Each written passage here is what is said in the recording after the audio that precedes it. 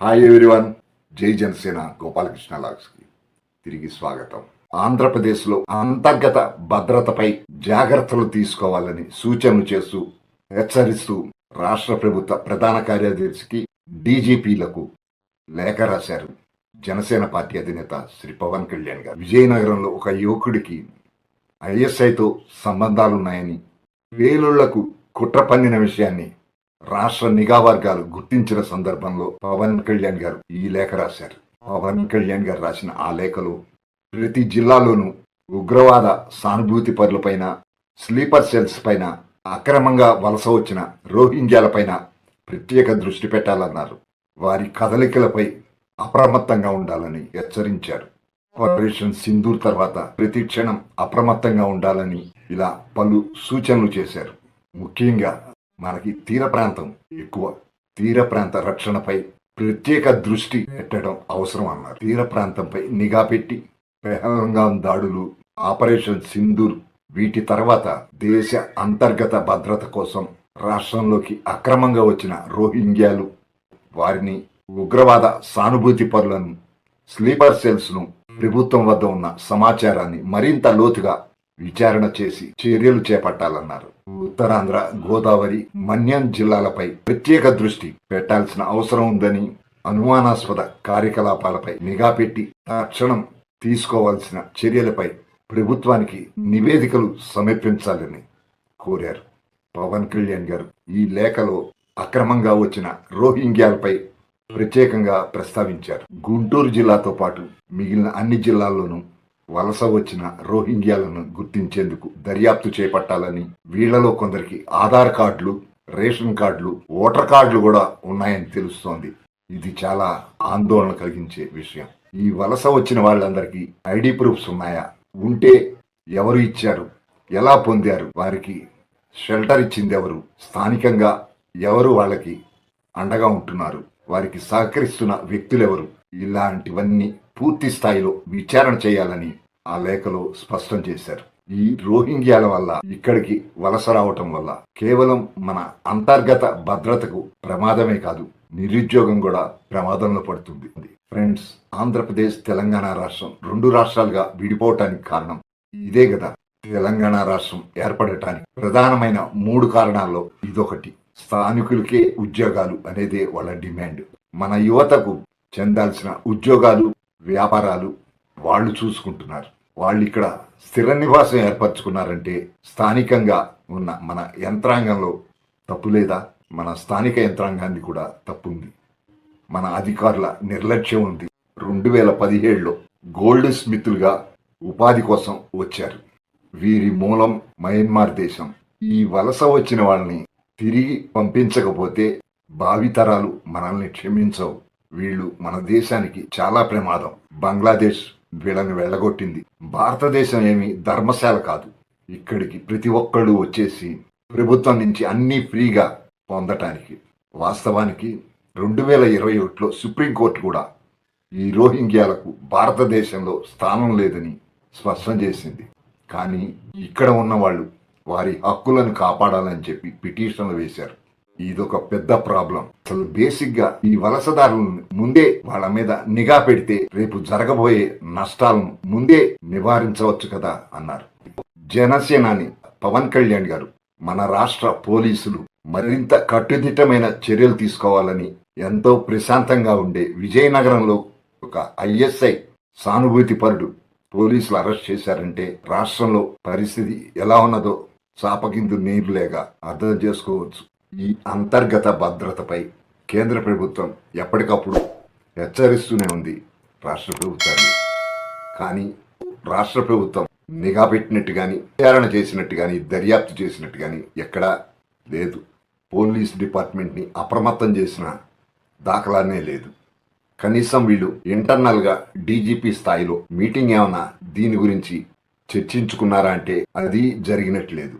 పోలీసులే నిఘా పెట్టి ఎవరు స్లీపర్ సెల్స్గా ఇక్కడ పాకిస్తాన్కి, ఉగ్రవాదానికి పనిచేస్తున్నారు అన్నది. ఇలాంటి పరిస్థితుల్లో జనసేనాని ఒక బహిరంగ లేఖ రాశారు.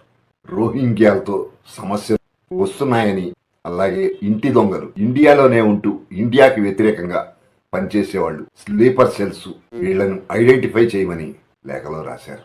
పవన్ కళ్యాణ్ గారు దేశం ముఖ్యం అనుకుంటారు కాబట్టి కాస్త చొరవ తీసుకుని ప్రభుత్వంలో ఉన్నా కానీ ఒక పార్టీ అధ్యక్షుడి హోదాలో ఈ లేఖ రాశారు. అంతర్గత భద్రత విషయంలో ఉపేక్షించవద్దు అని, మనకు ముందు దేశ భద్రత, ప్రజల భద్రత ప్రధానమని, తక్షణం చర్యలు తీసుకోవాలని. 2 ఏళ్ల కిందట గుంటూరు జిల్లాలో లాస్ట్ ఇయర్ రాయలసీమలో ఎన్ఐఏ దాడులు చేసి అనుమానితుల్ని అదుపులోకి తీసుకుంది. ఈ విషయాన్ని పోలీసులు ఇప్పుడు గుర్తు చేసుకోవాలని రాష్ట్ర పోలీసులు శాంతి భద్రతలతో పాటు మన అంతర్గత భద్రతపై కూడా దృష్టి పెడితే కేంద్ర ప్రభుత్వం చేపడుతున్న చర్యలకి మన రాష్ట్రం కూడా సహకారం ఇచ్చినట్టు అవుతుందన్నారు. ఫ్రెండ్స్, మీ అందరికీ గుర్తుండే ఉంటుంది, గత సంవత్సరం పవన్ కళ్యాణ్ గారు కాకినాడ బియ్యం అక్రమ రవాణా జరుగుతున్న దాని మీద పరిశీలించడానికి వెళ్ళినప్పుడు దేశ అంతర్గత భద్రత గురించి ప్రస్తావించారు. తీర ప్రాంతాల్లో నిఘా వ్యవస్థ అప్రమత్తతగా లేకపోతే దేశ అంతర్గత భద్రతకు ముప్పు ఏర్పడుతుందని, కసబ్ లాంటి వాళ్ళు అదొక అవకాశంగా తీసుకుంటారని అప్పుడే ఆందోళన వ్యక్తం చేశారు. సరిహద్దుల్లో సైనికులు ఎంత అప్రమత్తతగా ఉంటారో అంతకు మించి అంతర్గత భద్రతపై పోలీసులు అప్రమత్తంగా ఉండాలని మరొకసారి హెచ్చరించారు. ఉగ్రవాదులకు మన దక్షిణాది రాష్ట్రాలు తేలిగ్గా షెల్టర్ పొందుతున్నాయని, ఇక్కడ ఆశ్రయం పొందటం తేలికైపోయింది వాళ్ళకి అన్నారు. హైదరాబాద్, కోయంబత్తూరు జరిగిన దాడులు తలుచుకుంటే గుండె తరుక్కుపోతోందన్నారు. పరిపాలనలో అందరూ సమన్వయంతో పనిచేసుకుంటూ ఉగ్రవాద సానుభూతి పరులపై, స్లీపర్ సెల్స్ పై, రోహింగ్యాలపై కఠినంగా వ్యవహరించాలని సూచించారు. గతంలో కాకినాడ పోర్టులోకి బయటి వ్యక్తుల బోట్లు వచ్చాయని వార్తలు వచ్చాయి. కొత్త వ్యక్తుల కదలికలపై నిఘా పెట్టాలి, వారేం చేస్తున్నారో గమనించాలి. అంతర్గత భద్రతపై అజాగ్రత్త పోలీసులకు మంచిది కాదు.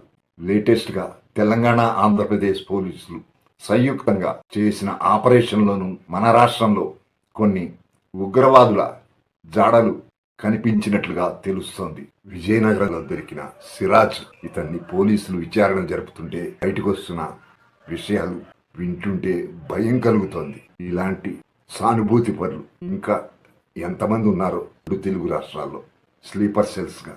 సిరాజ్, సిమ్రాన్, ఈ దుర్మార్గులిద్దరినీ గనక విజయనగరం పోలీసులు అరెస్ట్ చేసి ఉండకపోయి ఉంటే గనక ప్రశాంతంగా ఉండే విజయనగరం పేలిపోయి ఉండేది వీళ్ళ చేతుల్లో. పెద్ద ప్రమాదమే తప్పింది విజయనగరానికి, ఆంధ్రప్రదేశ్కి. పోలీసుల విచారణలో ఆశ్చర్యం కలిగించే అంశాలు బయటపడ్డాయి. మన దిమ్మ తిరిగిపోయే వాస్తవాలు బయటపడ్డాయి. మనం ఎప్పుడు ఊహించని సంచలన విషయాలు బయటపడ్డాయి. ప్రశాంతంగా ఉండే విజయనగరంలో వీళ్ళు పేలుళ్లకి కుట్ర పన్నారు. నిజంగా ఈ విజయనగరం పోలీసుల్ని అభినందించాలి. లేదంటే ఎంతటి పెద్ద అనర్థం జరిగిపోయి ఉండేదో. పాలు తాగిన తల్లి రూములోనే గుద్దటం అంటే ఇదేరా దుర్మార్గులారా. తిన్నింటి వాసాలు లెక్క పెట్టడం అంటే ఇదేనేమో. ఫ్రెండ్స్, జనసేనాని పవన్ కళ్యాణ్ గారు 2 రోజుల క్రితం ఆంధ్రప్రదేశ్ అంతర్గత భద్రతపై, ఏదైతే బంగ్లాదేశ్ నుంచి వలస వచ్చిన రోహింగ్యాలను, స్లీపర్ సెల్స్ పై దృష్టి పెట్టండి అని హెచ్చరిక, సూచనలు చేస్తూ బహిరంగ లేఖ ఆంధ్రప్రదేశ్ రాష్ట్ర ప్రభుత్వ ప్రధాన కార్యదర్శికి, డీజీపీలకు రాశారు. అదే విషయాన్ని హైకోర్టు కూడా ఈరోజు చెప్పి, రాష్ట్ర బాగు కోసం, దేశ బాగు కోసం పవన్ కళ్యాణ్ గారు పోరాటం చేస్తున్నారు. ఆయనకి మన మద్దతు చాలా అవసరం. అందరిలోనూ చైతన్యం రావాలి. బాధ్యత గల ఓ రాజకీయ పార్టీ అధ్యక్షుడిగా స్పందిస్తూ జనసేనాని పవన్ కళ్యాణ్ గారు ఈ లేఖ రాశారు. ఫ్రెండ్స్, ప్రభుత్వంలో ఉంటూ కూడా దేశ భద్రత విషయంలో రాజీ పడకూడదని జనసేన పార్టీ అధ్యక్షుడి హోదాలో పవన్ కళ్యాణ్ గారు ఈ లెటర్ రాయటం మీద మీరేమనుకుంటున్నారు? మీ అభిప్రాయాన్ని కామెంట్ రాయండి. మళ్ళీ మరో వీడియోతో మీ ముందుకు వస్తాను. చూశారు కదా ఫ్రెండ్స్, మీకు గనక ఈ వీడియో నచ్చినట్లయితే ఒక లైక్ చేయండి. అలాగే మీ అభిప్రాయాన్ని కూడా కామెంట్ చేయండి. సబ్స్క్రైబ్ చేసుకునేవారు, కొత్తగా చూస్తున్నవారు సబ్స్క్రైబ్ చేసుకోగలరు. Thank you subscribers. గోపాలకృష్ణ అంటే జై జనసేన, జై పవన్ కళ్యాణ్, జై హింద్.